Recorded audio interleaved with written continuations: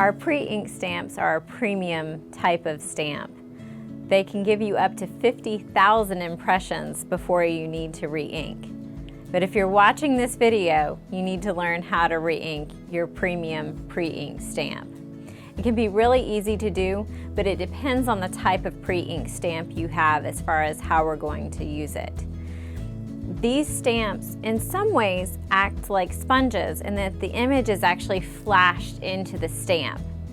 They all have wells where the ink will go into, or little holes for the ink to go into. It's better to go a little bit of ink at a time and see how they ink up before adding too much ink. It's much easier to add ink versus take ink away.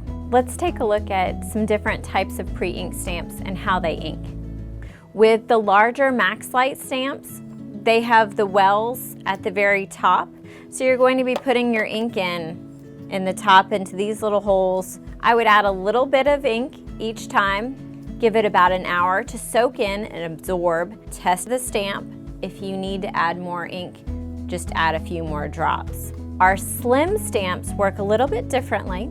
So you're going to pull off from the top, so you're going to actually kind of pull your label off in some ways. And when you pull the label off, and you're just going to add ink into the wells. And then with the PSI model stamps, most of them where you're going to take the bottom casing off.